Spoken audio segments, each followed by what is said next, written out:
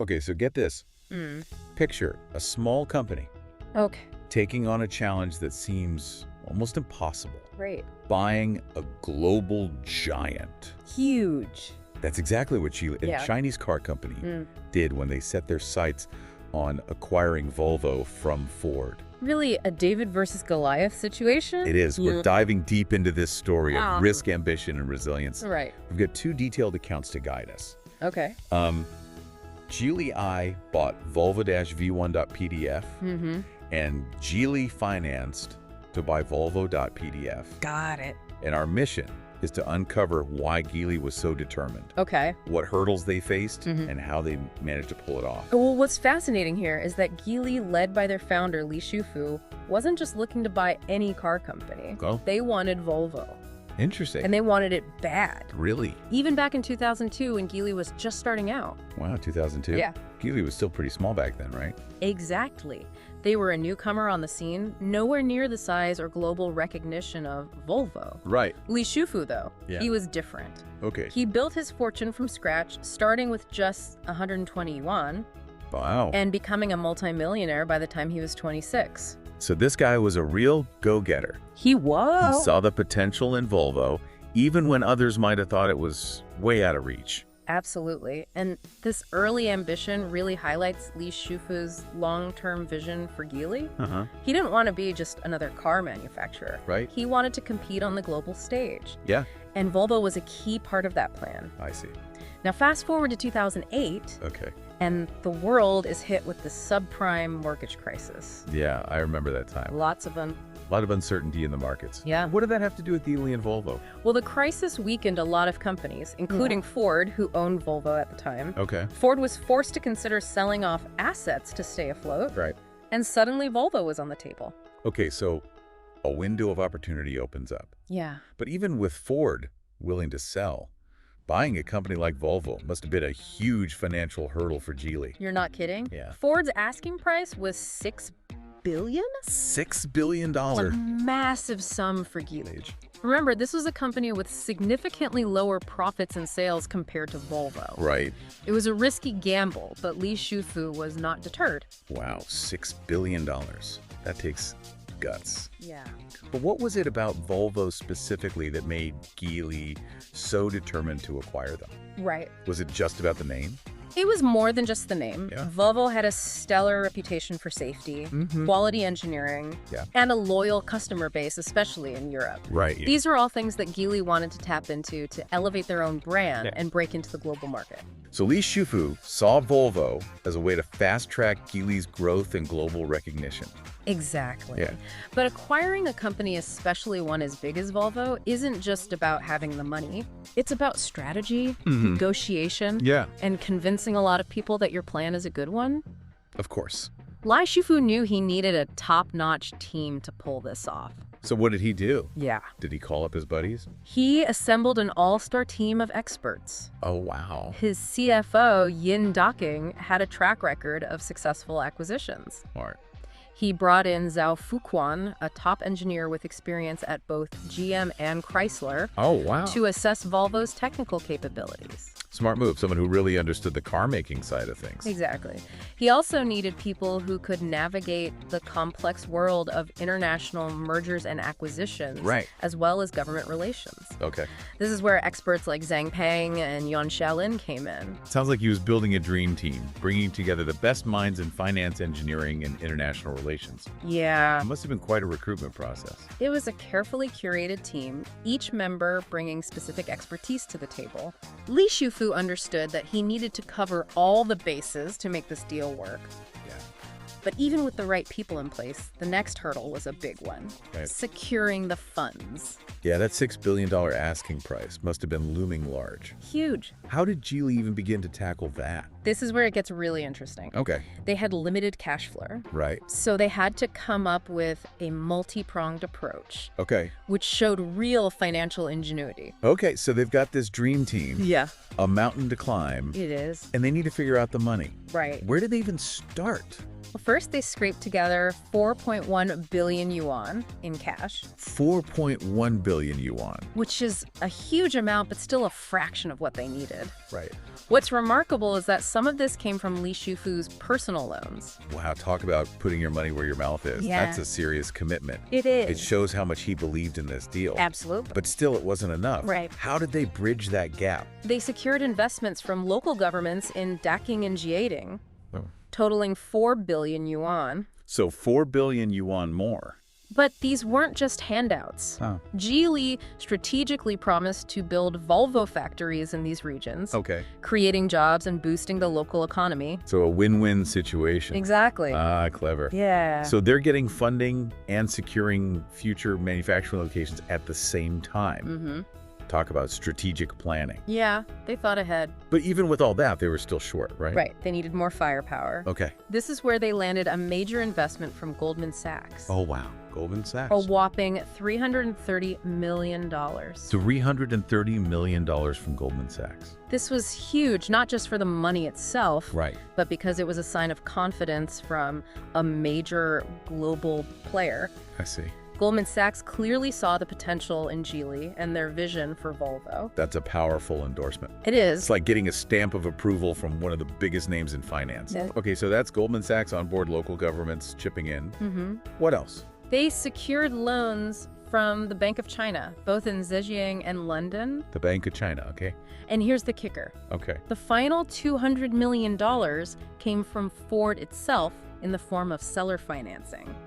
Wait, hold on. Ford, the company they were buying Volvo from, Yeah. loaned them money to complete the purchase. Yeah, $200 million. That doesn't seem like typical business practice. It's no, but that's how much Ford believed in Geely's plan. They saw that Li Shufu wasn't just trying to grab a quick bargain. Right. He was in it for the long haul, and he had a solid vision for Volvo's future. Interesting. Think about that. The company selling a prized asset is actually helping finance the purchase. Yeah. It speaks volumes about the trust Ford had in Geely's leadership and capabilities. That's incredible. It is. It sounds like Geely was pulling out all the stops to make this happen. They were. But even with the finances seemingly in order, Yeah. there was still a major hurdle. There was. Winning over Volvo's union. Right. These were people who had dedicated their lives to building the Volvo brand. Yeah, their life's work. How did Geely approach that? That was a critical piece of the puzzle. Yeah. The Swedish union was incredibly powerful Okay. and protective of Volvo's legacy. Yeah. They were understandably skeptical of a Chinese company taking over. Yeah, I can imagine there were concerns about job security, potential changes to Volvo's culture, Absolutely. and even the future of production in Sweden. All valid concerns. So how did Li Shufu win them over? Well, he knew he had to address these concerns head on, Right. and he went the extra mile to demonstrate his commitment to Volvo, Oh. even before the official bidding process began. I read that he had spent years researching Volvo, gathering data, analyzing their strengths and weaknesses. He did. He was thorough. And he even shared this research with John Thornton, Yeah, a Ford board member. that's right. Wow. He wanted to show that he wasn't just some outsider trying to make a quick buck. He understood Volvo, its history, its values, and its importance to Sweden. He wanted to be seen as a partner, not a conqueror. That kind of preparation and respect must have made a strong impression. It did. But how did he win over the union itself? Geely presented a detailed plan outlining their vision for Volvo's future, including concrete commitments to job security Right. and continued development in Sweden. So they weren't just going to buy Volvo and ship everything to China. Nope. They recognized the value of Volvo's Swedish identity and its highly skilled workforce. So it was more than just words. Right. They had a plan to ensure Volvo's continued success in Sweden. Exactly. And to further ease concerns, Geely highlighted their successful acquisition of the UK company Manganese Bronze. Yeah, that was a good example. They had maintained jobs and operations there, proving they could be trusted to manage a foreign acquisition responsibly. It was a key factor in convincing the union that Geely wasn't just going to asset strip Volvo and move on. They were there to invest, grow the brand, and ensure its long-term viability. So Li Shufu impressed Ford with his vision and preparation, secured funding from a variety of sources, Quite a mix. and addressed the concerns of the Volvo union. He did. It sounds like everything was finally falling into place. It was all coming together. What happened next? After more than 2 years of intense negotiations, 2 years. The deal was finally signed in March 2010. Okay. It was a landmark moment. It was. Not just for Geely and Volvo, Right. but for the Chinese auto industry as a whole. It must have been an incredible feeling for Li Shufu to see his years of hard work and determination finally pay off. Absolutely. There's a story about the signing ceremony that really captures this. Okay. After hours of signing documents, Li Shufu just laid his head down on the table. I can imagine. Completely exhausted. Everyone thought he was just taking a break after such an intense process. Right. But when it came time for a video call with Geely headquarters, Li Shufu lifted his head. Okay. And everyone saw that he was crying. Wow. These weren't tears of exhaustion, Yeah. but tears of joy relief and the realization of a long-held dream. That's beautiful. He had bet everything on this deal, and against all odds, he had succeeded. Wow, that's powerful. He poured his heart and soul into this. It wasn't just a business deal for him, it was deeply personal. But let's be real, a lot of people were skeptical, right? I mean, a Chinese company taking over a prestigious brand like Volvo, there must have been doubts about whether Geely could pull it off. Oh, there were plenty of doubters. Some predicted that Geely would strip Volvo for parts, move production to China, and essentially dismantle the brand. There were worries that they wouldn't understand or respect Volvo's heritage.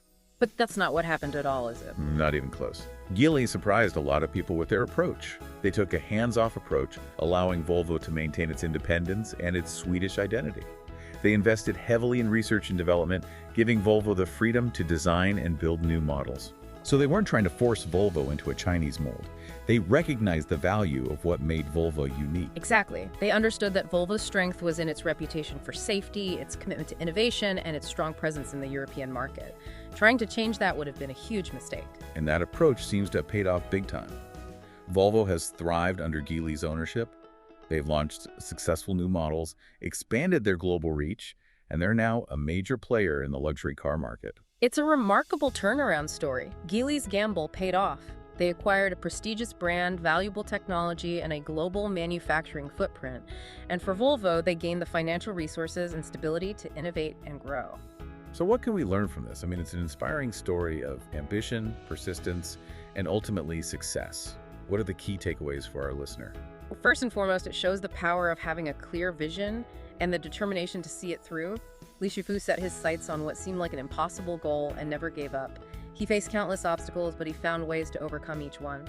He also seems to have understood the importance of building the right team, bringing together experts from different fields to tackle the complexities of this deal. Absolutely. He recognized that he couldn't do it alone. He needed a team with expertise in finance, engineering, international relations, you name it. And he empowered them to do their best work. And they were incredibly strategic in their approach. They didn't just throw money at the problem, they carefully planned and executed each step of the acquisition process. They leveraged their strengths, like promising to build factories in certain regions to secure investments. They negotiated skillfully with Ford and addressed the concerns of the Volvo union with respect and transparency. It was a masterclass in how to pull off a major acquisition, especially when you're the underdog. And importantly, it wasn't just about business savvy, it was also about respect. Respect for Volvo's heritage, respect for its employees, and respect for its unique place in the global auto industry. You hit the nail on the head. Geely didn't try to force Volvo to conform to their own image. They recognized the value of its distinct identity and gave it the space to thrive. So for you, the listener, think about the times you faced challenges that seemed insurmountable. What can you take away from Geely's story? Maybe it's about setting bold goals, assembling a talented team, being persistent in the face of setbacks, or understanding the power of collaboration and respect. Geely's story is a reminder that even seemingly impossible goals can be achieved with the right mix of ambition, strategy, and resilience. It's also a testament to the increasing interconnectedness of the global economy. A Chinese company acquiring a Swedish brand, financed by a combination of local and international sources, it's a sign of the times. And that brings us to a final thought to leave you with. Geely's success has paved the way for other Chinese companies to make global acquisitions. We're seeing this trend across various industries. What are the potential benefits and challenges of this trend for the global economy? On the one hand, it can bring investment, innovation, and new perspectives. But on the other hand, there are concerns about potential job displacement, cultural clashes, and national security implications. It's a complex issue with no easy answers, but it's something worth pondering. The world is changing, and Geely's acquisition of Volvo is a prime example of the shifting global landscape. So there you have it, the remarkable story of how Geely, the ambitious underdog, took on the world and won. It's a story that challenges our assumptions about what's possible and inspires us to think bigger, bolder, and to never give up on our dreams. And perhaps most importantly, it reminds us that success often comes from finding the right balance between ambition and respect, between pushing boundaries and honoring heritage. Until next time, keep diving deep, and who knows what fascinating stories you'll uncover.